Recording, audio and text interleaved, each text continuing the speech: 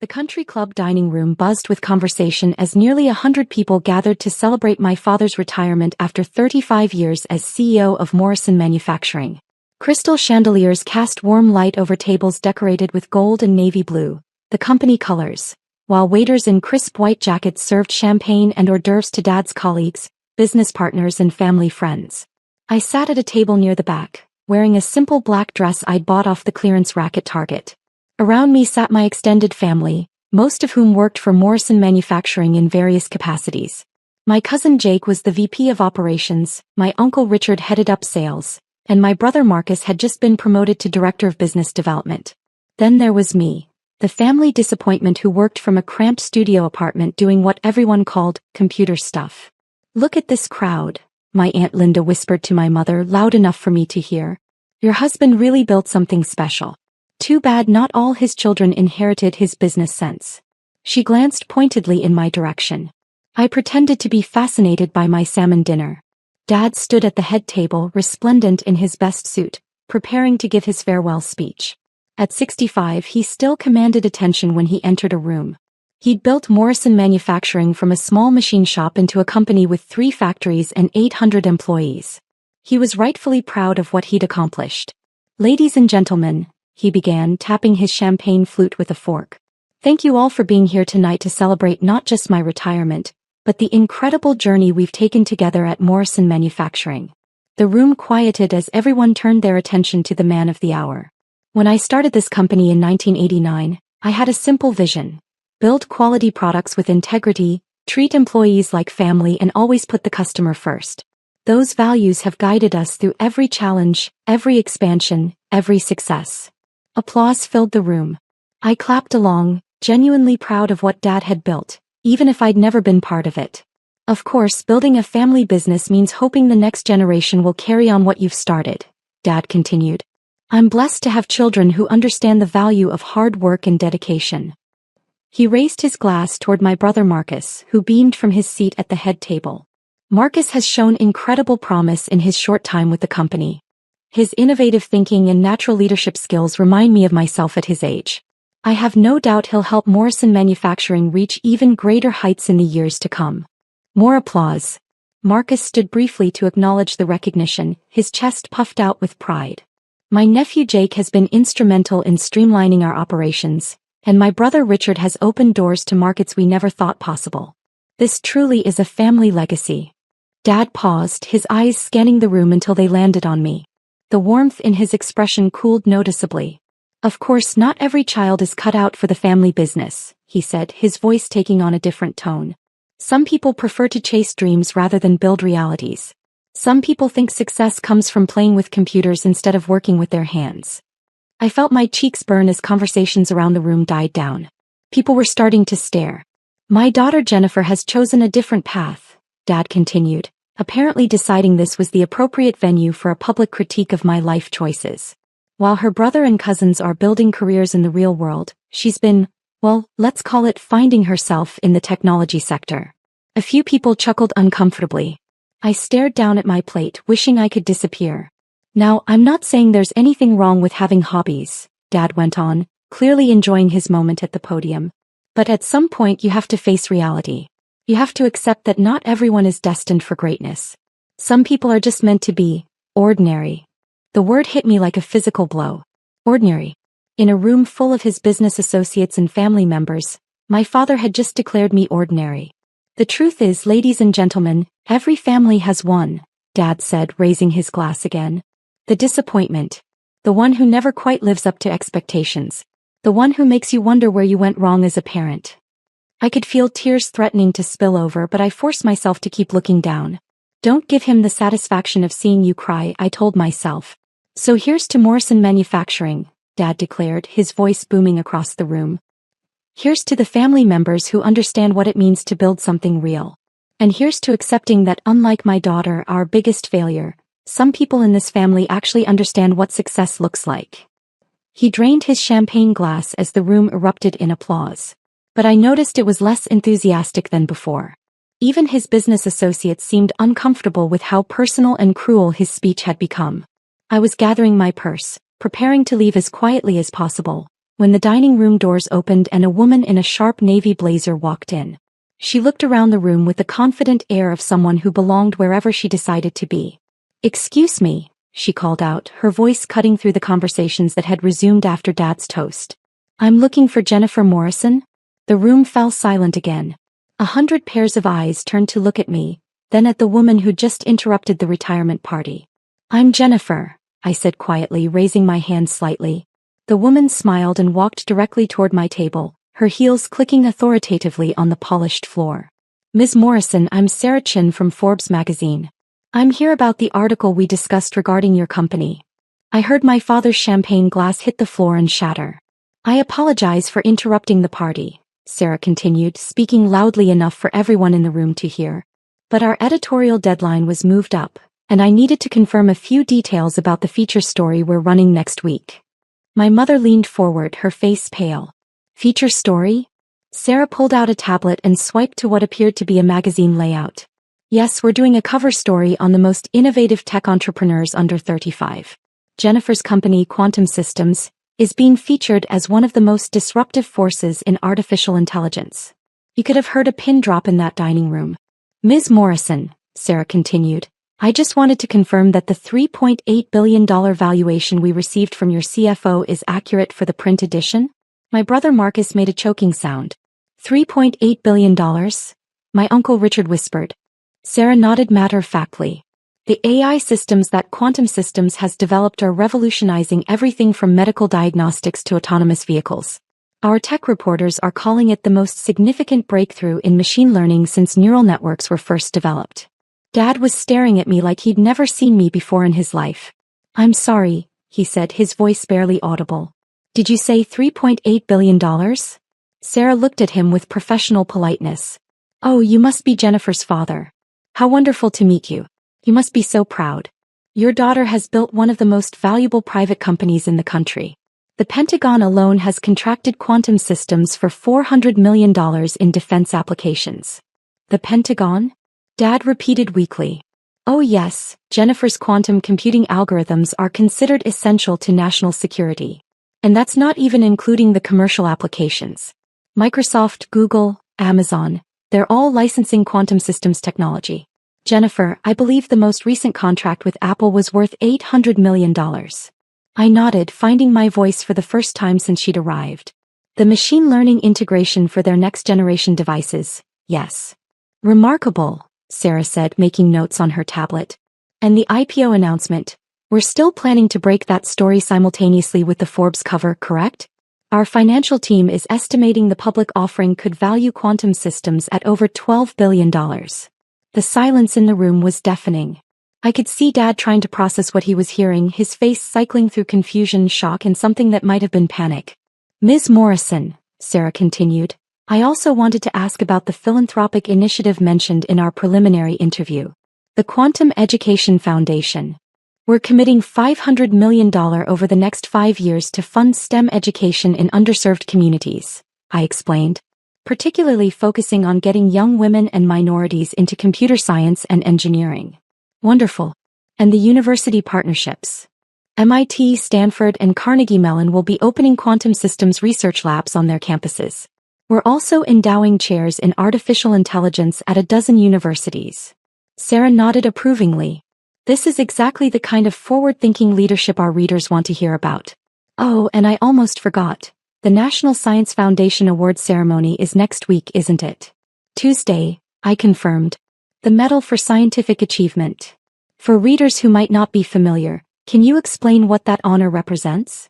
"It's awarded annually to an individual whose scientific work has had profound impact on American technology and innovation.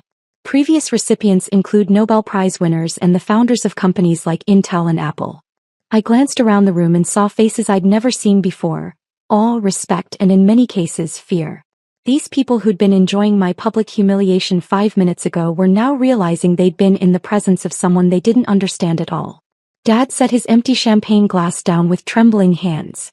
"Jennifer, how long have you?" 6 years, I said quietly. "I started Quantum Systems right after college, working out of my apartment. The first 3 years were just me and one other programmer building the foundational algorithms. We got our first major contract in year 4 and things accelerated from there. But you never said anything. You never told us about any contracts or success or... I tried to, Dad. Remember when I came to Christmas dinner 3 years ago and mentioned that my computer hobby had landed a government contract? You told me to stop making up stories to make myself sound important. Dad's face went white as he clearly remembered that conversation.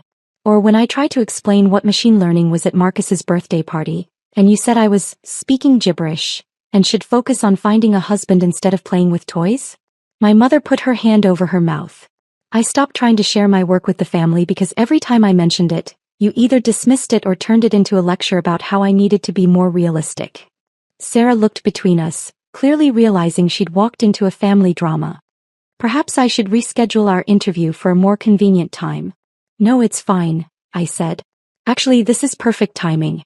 I think my family is finally ready to hear about what I've been working on. I stood up and faced the room full of people who'd been witnesses to my father's public dismissal of me. For those who don't know me, I'm Jennifer Morrison. For the last 6 years, while my family thought I was wasting my time playing with computers, I've been building artificial intelligence systems that are changing how the world processes information. I walked to the front of the room, where Dad's podium still stood with his retirement speech notes scattered across it. Quantum Systems employs 847 people across offices in Silicon Valley, Boston, and Austin. Our AI algorithms are used in 73% of smartphones worldwide. The voice assistant you talk to in your car? Probably running on our natural language processing. The medical imaging that helps doctors detect cancer early? Our pattern recognition software. The financial systems that prevent credit card fraud? That's us too. The room was absolutely silent. Even the waiters had stopped moving. Last month, our quantum computing division solved a protein folding problem that could lead to cures for Alzheimer's and Parkinson's disease. The National Institutes of Health called it the most significant medical breakthrough in decades. I looked directly at my father, who was staring at me like I was a stranger. You asked what success looks like, Dad. Success looks like building something that makes the world better. Success looks like employing nearly 900 people who are passionate about pushing the boundaries of what's possible. Success looks like having the President of the United States call to personally thank you for your contributions to national security. Dad's mouth was hanging slightly open. Success looks like being invited to speak at the World Economic Forum about the future of artificial intelligence. Success looks like having your research published in Nature and Science, the most prestigious scientific journals in the world. I paused, letting that sink in. But you know what success really looks like? It looks like being proud of what you've built, regardless of whether other people understand it or value it. Sarah stepped forward. Ms. Morrison, would this be a good time to mention the White House Science and Technology Policy Fellowship? I nodded. Next month, I'll be spending 6 months in Washington as an advisor to the President on AI policy and national competitiveness. It's considered one of the most prestigious appointments in American science. My cousin Jake, who'd been silent throughout this entire exchange, finally spoke up. Jennifer, when you say $3.8 billion valuation, that means if quantum systems were sold today, that's what it would be worth. But we're not selling. We're preparing for an IPO that will value the company at over $12 billion while allowing us to maintain control and continue our research. And you own how much of the company? My Uncle Richard asked. 67%. I've given equity stakes to key employees and early investors, but I maintain controlling interest. My brother Marcus was frantically calculating on his phone. Jennifer, that means your personal net worth is approximately $8 billion, assuming the IPO goes as projected. The silence that followed was different from before. It wasn't uncomfortable or awkward. It was the silence of people trying to fundamentally recalibrate their understanding of reality. Dad walked slowly from the head table to where I stood at the podium. His face had gone through several emotional changes, but now he just looked small. Jennifer, he said quietly, I owe you an apology. I owe you the biggest apology a father has ever owed a daughter. Dad. No, let me say this. In front of all these people who heard me call you a failure, let me say what I should have said years ago. He turned to face the room. My daughter is not a failure. My daughter is not ordinary.